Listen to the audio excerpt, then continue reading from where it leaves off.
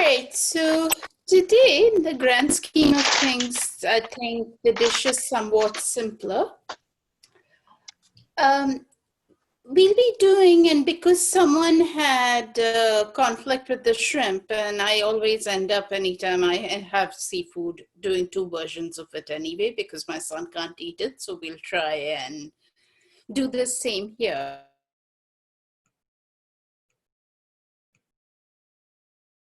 Gets coated on whatever protein you're using, it sort of clings to it. And when you're cooking it, bits of it sort of darken almost to the point of blackening, and hence it gets its name, blackened shrimp.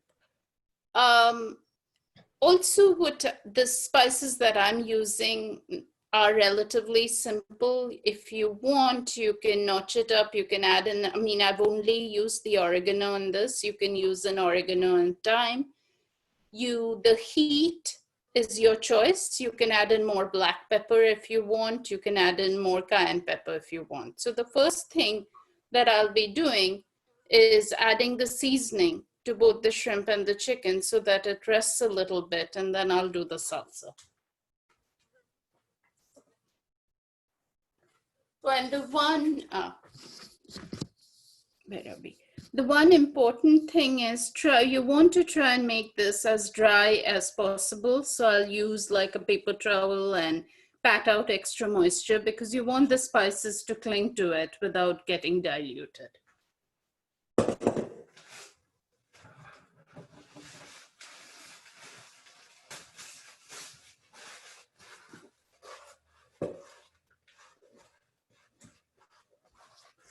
So what I'm doing here is just using like, a plain paper towel.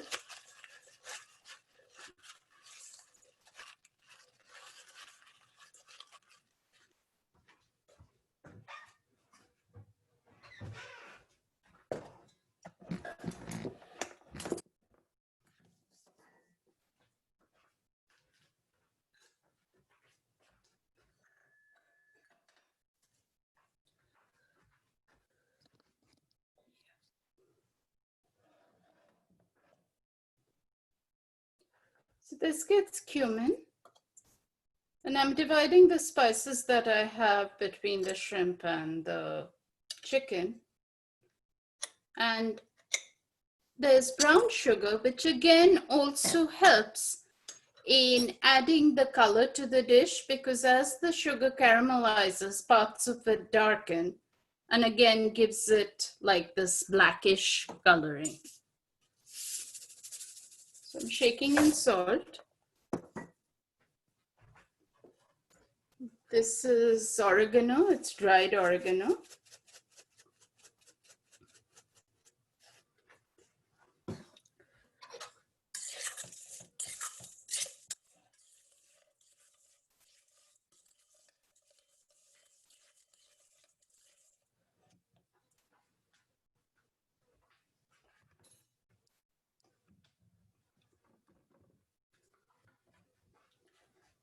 Most of the color in this dish is coming from the paprika.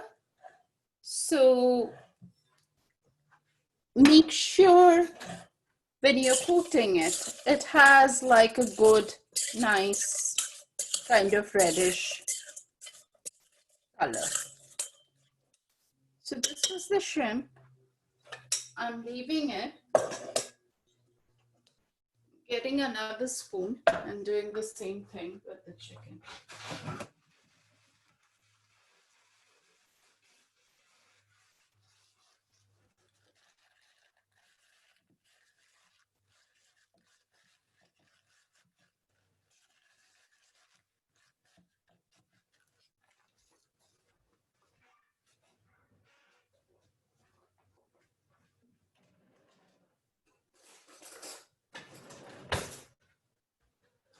So the rest of the seasoning that I have measured here, I'm adding to the chicken, shaking the oregano,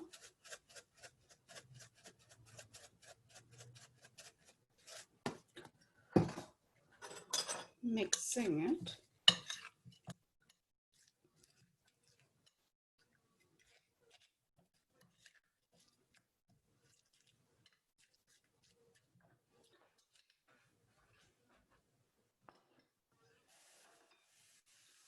Now we'll start working on the salsa.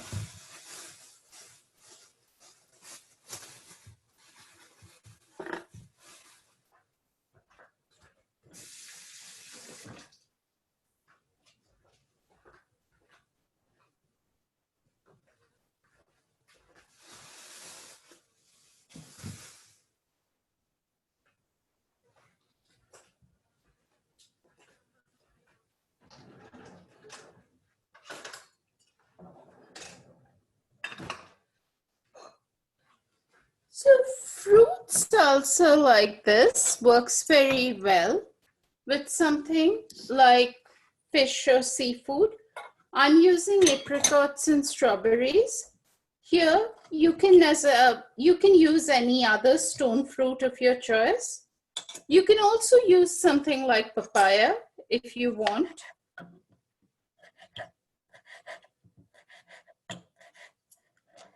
I mean, to me, something like apricot is easy because you sort of don't, it has a very soft skin. Other than removing the seed, you don't have to do anything else with it. And something like this is also very good for the fruit that is early in the season, that's not very sweet.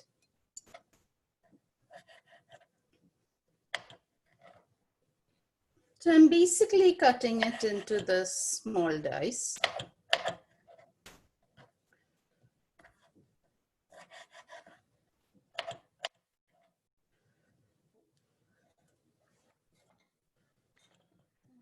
sure you guys can see this. Yeah.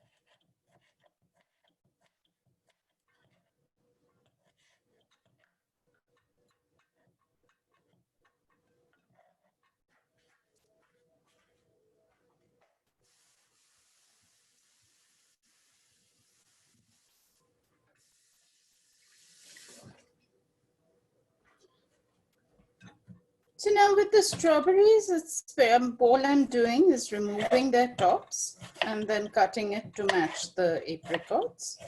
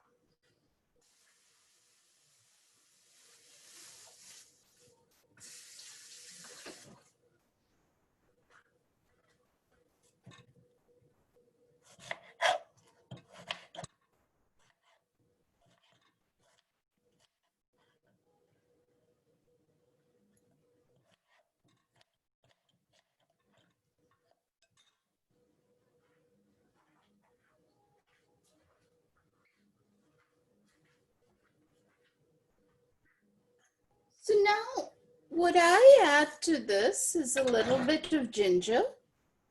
I mean, that's a slightly unusual ingredient in a salsa, but it actually goes very well with the fruit.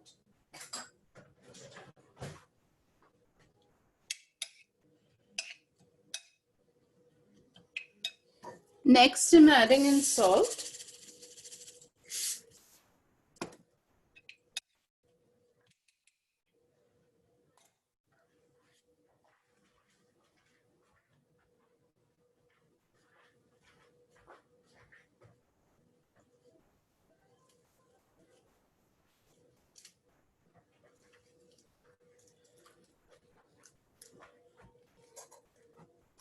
Now I'm chopping an onion. I have a preference for red onions. You can make this with white onions as well if you want.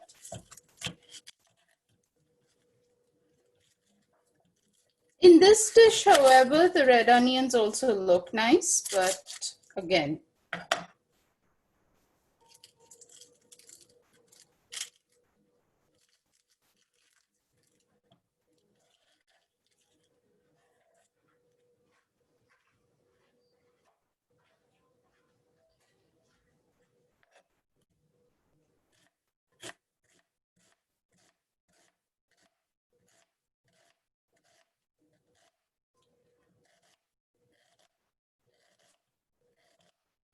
Whatever onions you use, the only thing that I will say is chop them as finely as possible because it is a contrasting flavor to the fruit.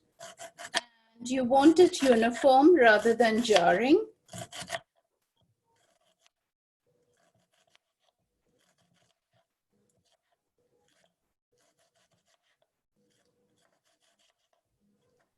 Rinku, there was a question. Can you use ginger powder? Yes, you can.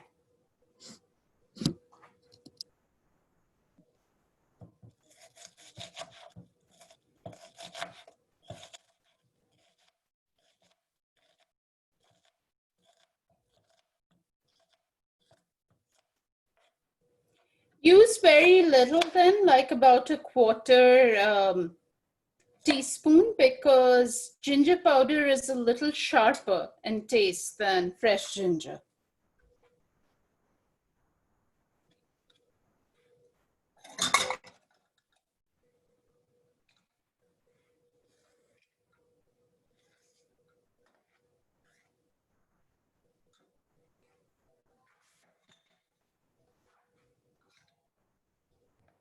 So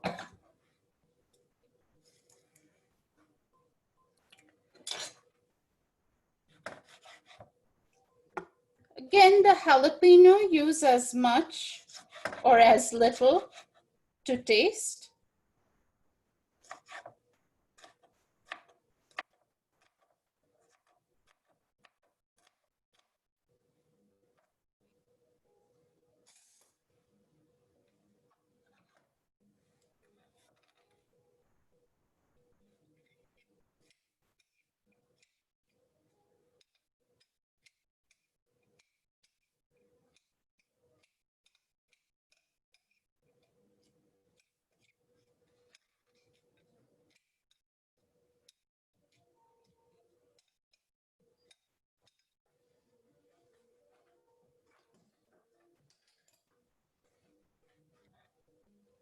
Lastly, I'm adding in the cilantro.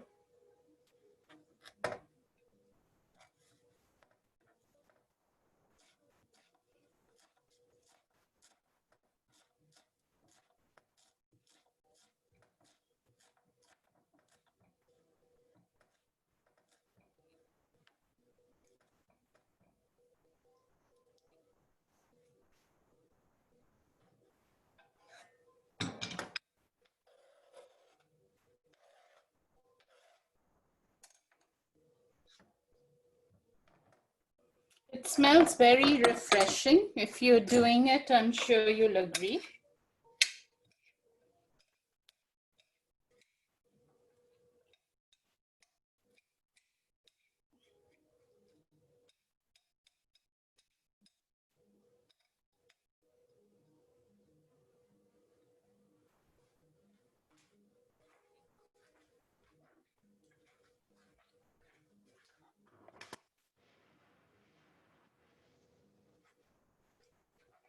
So the last thing that goes on this, now when I'd initially developed this recipe, I'd done this with Meyer lemon, but I realized that you don't get it all times of the year, including now.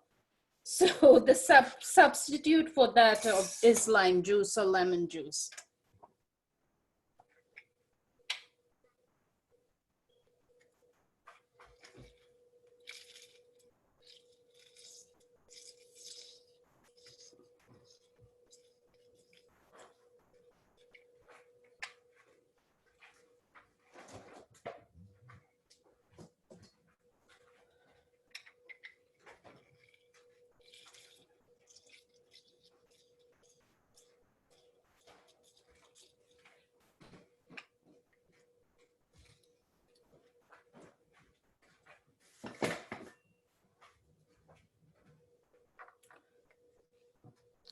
Yeah, so this is what this looks like.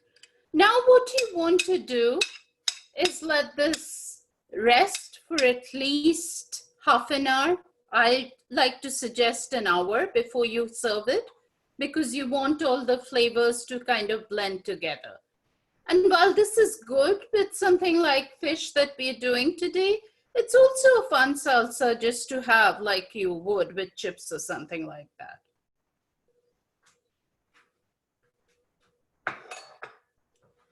So now I'm moving this.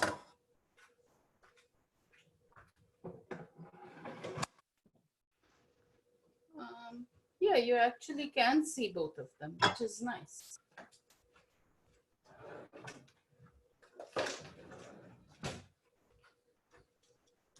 This is a slightly different setup from the one that I usually do my classes, so I'm just not super sure of the angles.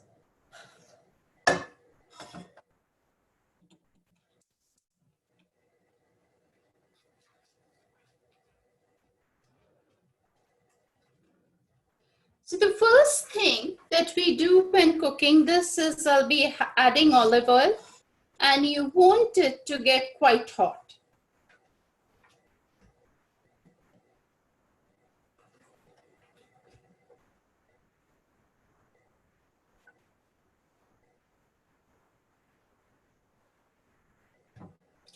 You don't want loads of olive oil unless, like, you are a huge fan of it, because at the end of the day, you don't want either the shrimp or the chicken to be greasy, but you do need enough oil for the spices to coat and kind of darken.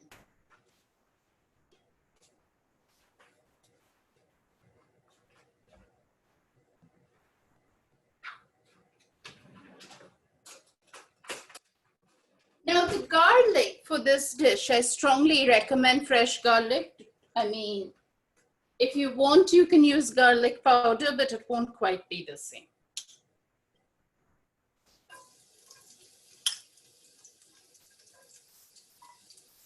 See, a general rule of thumb is when you're not using loads of different flavorings, the flavorings that you do use, you should try to keep them as fresh as possible.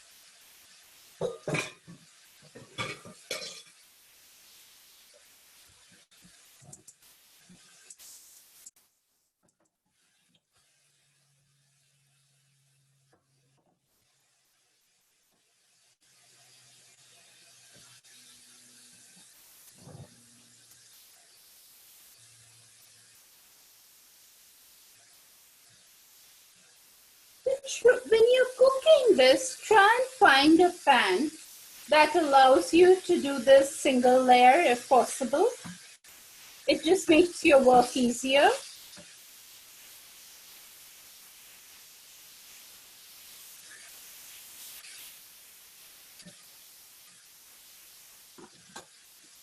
And the rest of this dish comes together very quickly.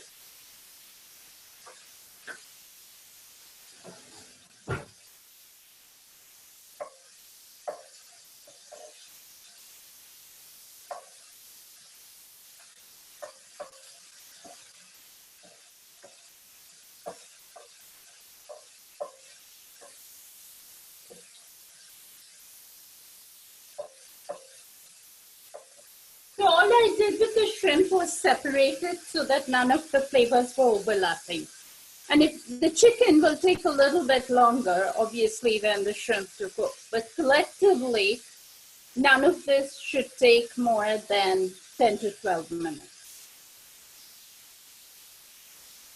I did want to show you guys how I coat the spices. Otherwise, what I do like to do is put the spices on the shrimp or the chicken at least an hour before, because it just, again, it marinates it and helps the protein absorb the spice.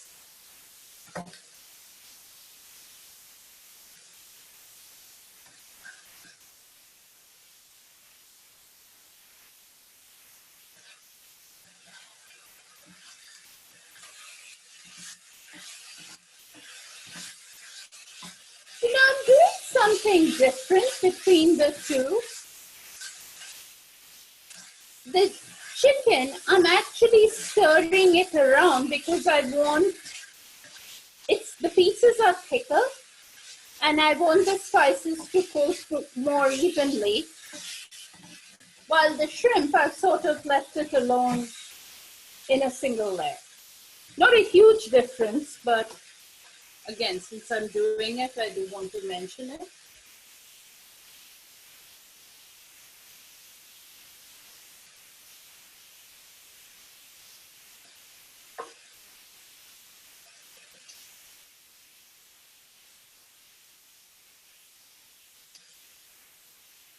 Basically, if you see, the spice has formed a light crust around it. That is what you're trying to get at.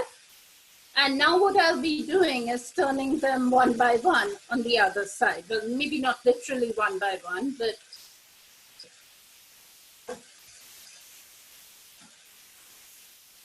so to get that uniform browning, you do want them in a single layer and you want to allow it to cook undisturbed. So I'm very happy to see lots of people are cooking together.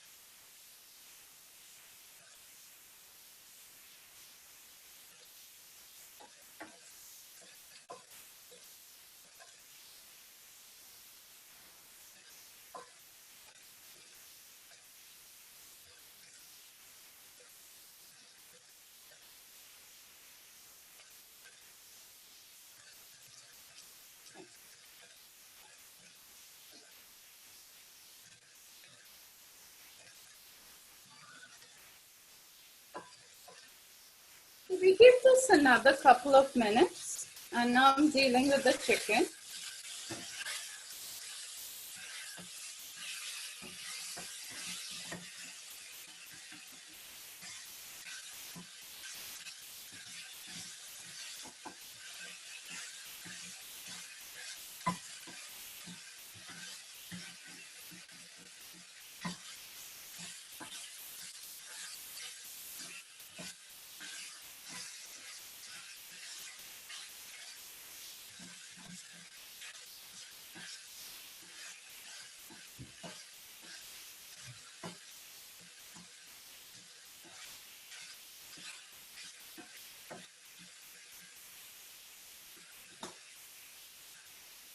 chicken, because it has more moisture, takes a little longer to turn darker than the shrimp does. Because with the shrimp, there's less of its natural juices.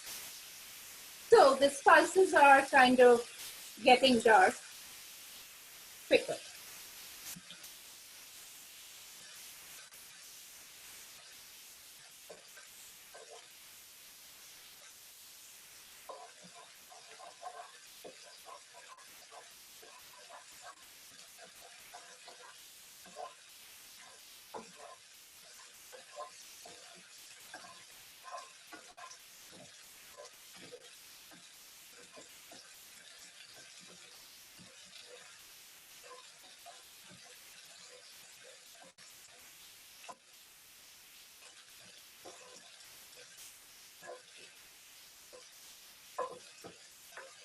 So this is what my shrimp looks like. I mean, you can give it a minute or two if you want, but basically it's kind of, you can see the darker bits. And the chicken, as I said, needs a little more time, not that much longer, but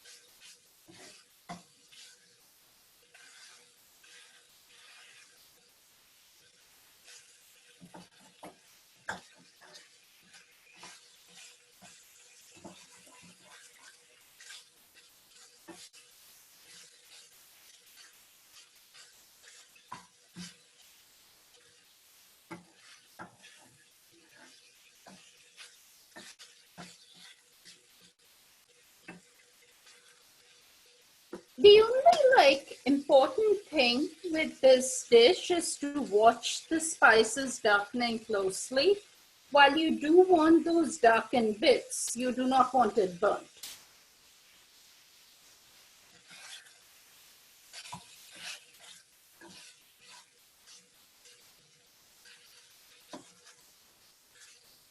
I'm checking, the meat here has cooked through, but I want a little more darkening.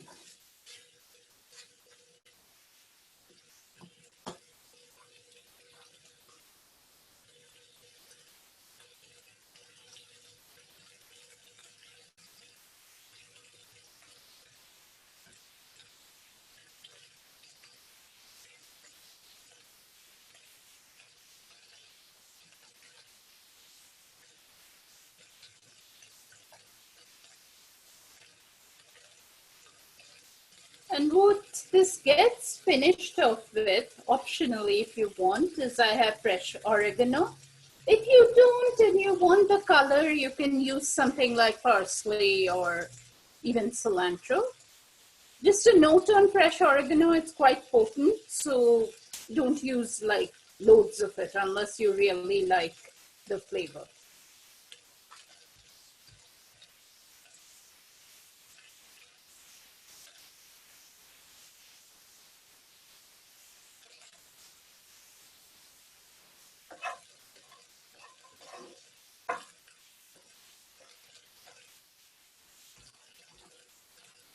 I think I'm finally happy with the coloring of the chicken.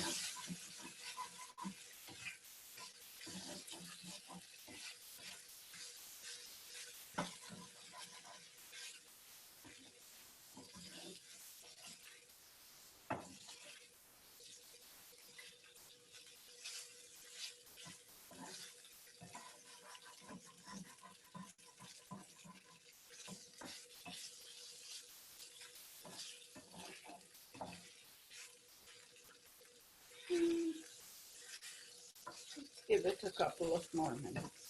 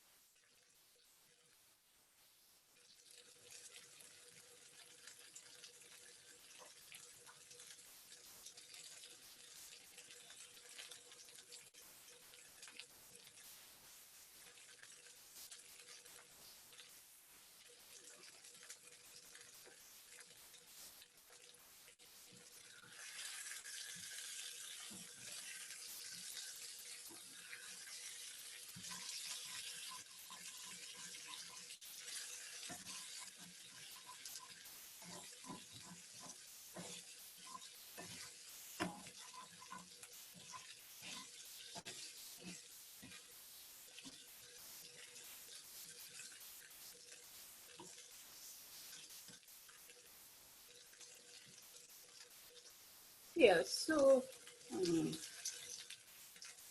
if you see, I finally got the bits that I was sort of looking for.